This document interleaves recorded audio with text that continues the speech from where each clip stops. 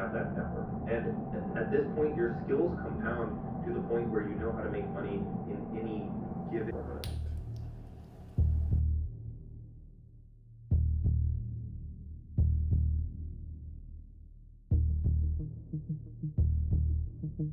So next, we have what has been promised to be the most unique speech you'll hear at this conference. Clifton Mack runs the Alpha Mayo Clinic, and he's going to talk to you about, well, Clifton, come on up and entertain them. All right, y'all, you're ready to go to church? Let's do this. This is going to be a little different for those of you that go to a lot of political conferences, and I'm going to take some chances here, okay? But the topic I was asked to speak on was the masculinity crisis in America. If you didn't know, I mean, your head's been in the sand. You know, we can talk about transgender all day. Shoot, women have been under fire for much longer than men has. The war on femininity, started 40 years ago, and it wasn't started by women. The government convinced women that it was perpetuated by women, when really it was just an effort to double the tax revenue, to get women out of the house and double the revenue. I've been a career salesman my whole life. Alpha Male Clinic, my business, is a fairly new venture, and I'm not here to talk about that today. I feel like I rewrote the book on how to manipulate thoughts and feelings, and every successful salesman knows to be successful, you have to make the sale emotional. That's what happened in femininity. Women were made to feel that something was wrong with them, that their maternal instincts were wrong, desire to care for children and men, wrong. The feminine nature is wrong, and they made women actually embarrassed about those natural desires. And here we are 40 years later, and it's transitioned. With men, it's our competitive nature. That was born in us. That wasn't something we learned. Now, it's what?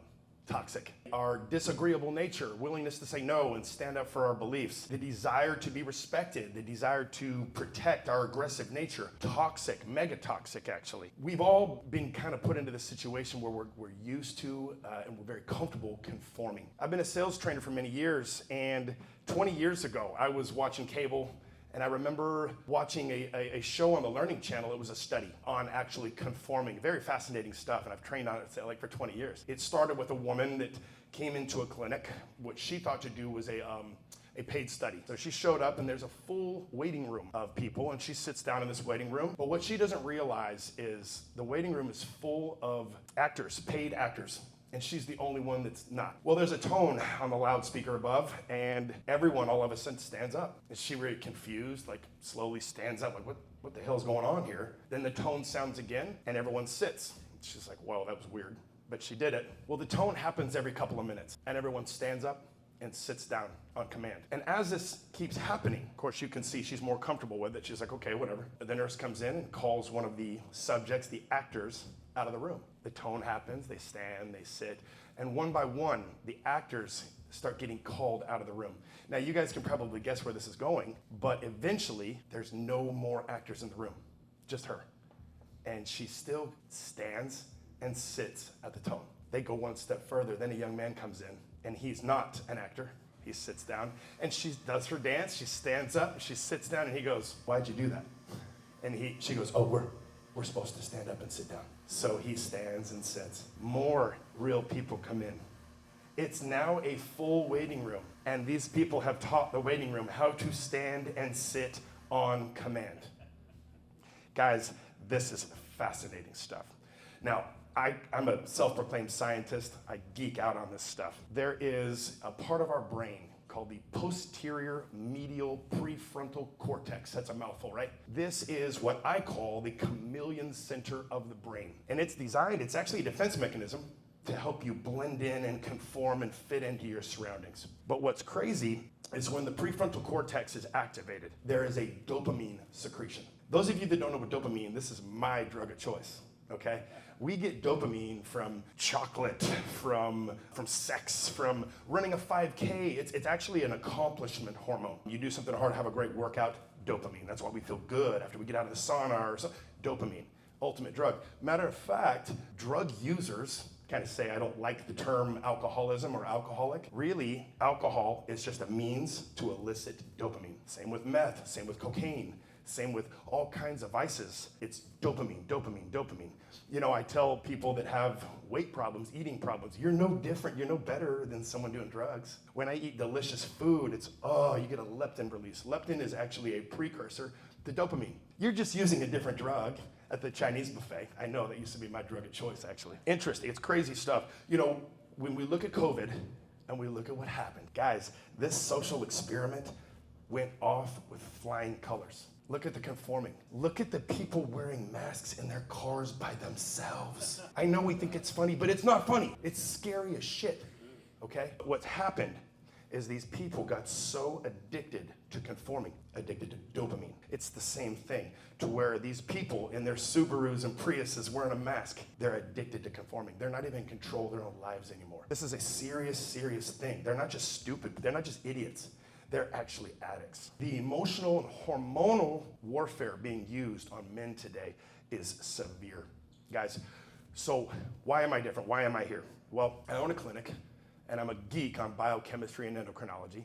I've seen thousands of blood labs, long blood labs. So when you go to your doctor, he pulls out a 2-page blood lab. This 2-page garbage blood lab basically just says, yeah, they're gonna live. Our blood labs are 6 pages long, so we can see everything. What we see on the hormonal panel is very scary. Over 90% of every man that comes in, out of thousands, guys, qualify for testosterone replacement. That's a scary thing. 80% of them are in severe deficiency. I was talking to a gentleman just now. Do you know the lowest scores out of all men, thousands of men, are actually ex-military? People that served overseas, special forces, Delta forces. I've seen Delta Force soldiers with lower testosterone scores than my wife. It's very scary. And the reason for that, guys, is cortisol. Cortisol is the fight or flight hormone. When you're in war, when you're in battle, that's the highest level of cortisol, fight or flight. Well, these men with PTSD, they can't turn their cortisol production off. So when they're sleeping, they're stressing. When they're shopping for groceries, they're stressing. Those hormones, they wreak havoc on the endocrine system, male and female. The second lowest is businessmen, entrepreneurs. I tell entrepreneurs, you don't work for a living, you actually manage stress for a living. Keep the balls in the air. Sound about right? Back to COVID. You know, look at what we did. Look at the virtue signaling, the mask wearing. What scares me the most is obeying with 16-year-old employees telling us what to do? Are you kidding me? Did you see some of the videos of people when they got the jab? Celebrating? I swear it looked like some of the best days of their freaking lives, celebrating getting a potential bioweapon injected into their shoulder. Not funny, guys. Not funny. You think about this. If we were under British rule today, do you think we have the testicular fortitude to tell the British to fuck off? Excuse my language, but no, we don't. We would comply. The revolution would not happen today, and that's scary. You know, the next battle for our freedom is happening now, and it does not involve guns and missiles. It is mental warfare. If you call yourself a patriot and you justify your existence and your battle by being a Facebook warrior, you need to grow up and wake up. Facebook knows who you are. The algorithm shuts you down. So what if you win the debate against your 3 friends that engage you? You're doing nothing. Stop. That is not justification. Our enemies are so sophisticated, they know how to win this battle without firing a single shot. And I think they're almost there. As I mentioned, I own a clinic. I started this clinic because I really believed men weren't men in this country anymore, at least physically. So I thought I was getting in the business of making men sexy again. I was wrong. After seeing these men and hearing them cry in my office, I learned that every physical malady, from being fat, being in pain, not sleeping, is all a symptom of mental health. We are suffering. And most men live lives of quiet desperation. This all became the most clear upon working with my very first client before I opened my clinic. He was 300 pounds. He was depressed, had low energy, low libido, basically didn't want sex. He golfed 3 to 4 days a week, spent a fortune basically hiding from his wife, hiding from his responsibilities, and masking his inadequacy and his depression. His marriage was suffering, his children were suffering. Eventually, he kind of hit rock bottom, and he recognized what I like to say is sufficiently fed up. Men and people do not change until they get sufficiently fed up. And he set a goal, he set a date to change his priorities for 90 days, lose weight, change his life. And that's what happened. He actually sat his family down and he said, hey guys, for the next 90 days, you guys come second, third, and fourth. Business is fifth, everyone else is below. For 90 days, he was gonna put himself first. They were very supportive.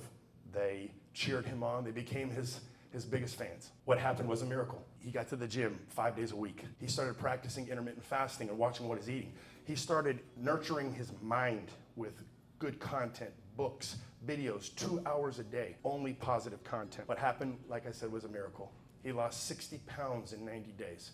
He saved his life, he saved his family, his marriage. He became a leader to his friends. He became a better friend, and he exploded in business. Everything changed. I was ashamed, and I'm proud to say that man was me.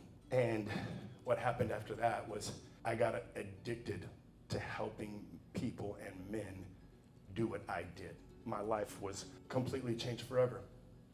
And the woman that never gave up on him, that never disrespected him, that even at the lowest time expressed appreciation for the good things I did do, is my wife, Rachel Mack. Please stand, baby. I love this woman with all my heart. I would move heaven and earth for her. I would conquer the world and die if I must for her. So here's the message. Women, I'm not just talking to men here. You guys can play a big role in this. You think you have the market cornered on feelings. Well, here's the secret. If men feel like heroes, we will be heroes. See, men don't really ever grow up. We are little boys in old bodies. Really, this is a fact, guys. And the number one thing I wanted, that we want as little boys, is to make mommy proud. And that never changes. We want the number one woman in our life to think we're a hero. Let me give you know what, we've already heard some good speakers. We got some badass speakers talking to us today, but I'm gonna call my shot here. I'm gonna give you the greatest piece of advice you're gonna get today, right now. You ready? Grab the man you love by the head. Look deep in his eyes and say, baby, I'm so proud of you. I'm proud of the man you are, and I'm proud of who you're becoming. It doesn't matter what happens today. Doesn't matter what they say about you. I got you. We got this. And then hit him on the ass and send him out the door. And he will go be your personal Superman very quickly. Biggest hack you're ever gonna have in your life and your relationship right there. You're welcome. Why is this important, guys? Thank you. Tell him, baby. Tell him tomorrow. Grab his big head and just tell him. Why is this important? Because America needs leaders. But who the hell do you think you are? Do you really think people are gonna follow you? You gotta think about that. No one cared what I had to say when I was 300 pounds. I was still this guy. You think I just became charismatic 5 years ago? No one gave a shit until I became a better messenger. And that is my message today, is the messenger is more important than the message. See, when a king sends a message, let's all go to a mental picture here. I don't have a screen behind me like I had. He uses the nice parchment paper. He uses the fine ink. He puts the wax on it, and then he puts the royal seal on it. Boom, we can see this, right? He summons the courier. The courier comes, he's in a three-piece suit. He's got those knickers and the socks pulled up to his knees, and he uses the royal carriage, and he goes. And as he's walking to deliver this message, almost ceremoniously, dignified, can you imagine watching that messenger come to you? Can you imagine what you'd be thinking? Like, this could be the most important moment of my life. This message could change my life. Then you open the message, and it says, "What's up, dude? Just wanted to say hi." But because of the way the message was sent, the messenger, how important are you gonna feel? Pretty awesome, right? The number one desire in human beings is to be important. As a man thinketh, James Allen, read the book, change your whole life. For me to be important, the messenger has to be important. So now, let's look at the other scenario, okay? So you've got the most important message in the world. You know that, the message that can save the country.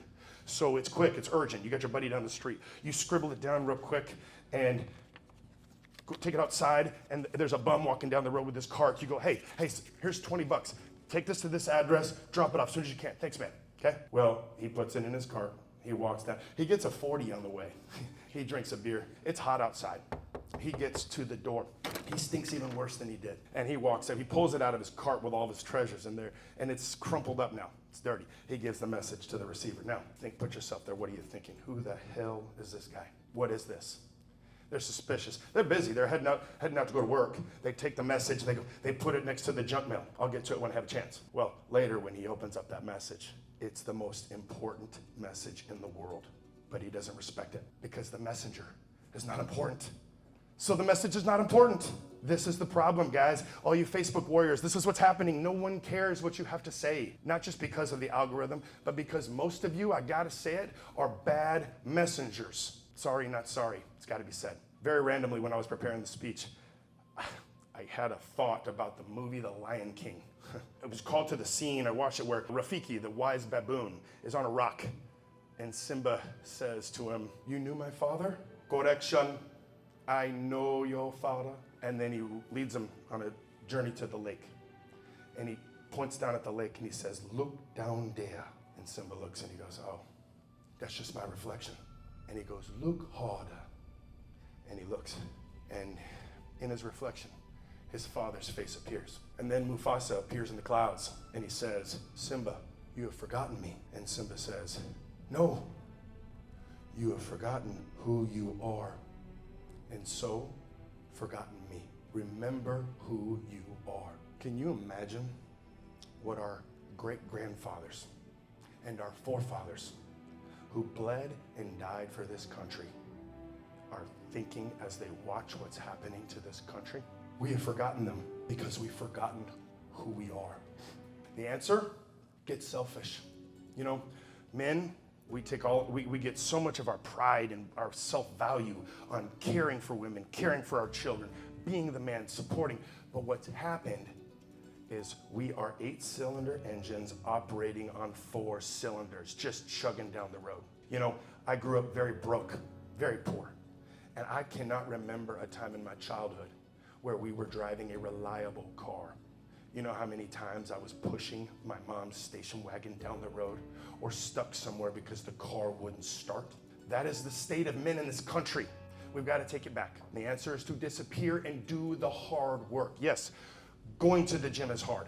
Eating right is hard. Saying no to bad habits is hard. But so is being fat. So is having low energy. So is chronic pain. Choose your hard, guys. Life is gonna be hard, but we gotta choose it. Why? Because the country needs leaders. Disappear if you have to. I don't care if it takes you 90 days, but get your engine fixed. Get back on 8 cylinders so that then it's like my wife always says, you know, she points out in the airplane instructional videos, it says, make sure to put the mask on yourself before you put it on your child. Guys, we've been masking everyone else. Excuse that word, I didn't like saying that. But we haven't been taking care of ourselves. Take it back, okay? This is about a personal accountability. No one's coming to save you. You know, these political conventions that I go to, honestly, they kind of annoy me because it becomes a convention of commiseration where we sit here and we bitch about everything that's going on and we don't take any damn responsibility. Take it back, all right? Guys, I love this country.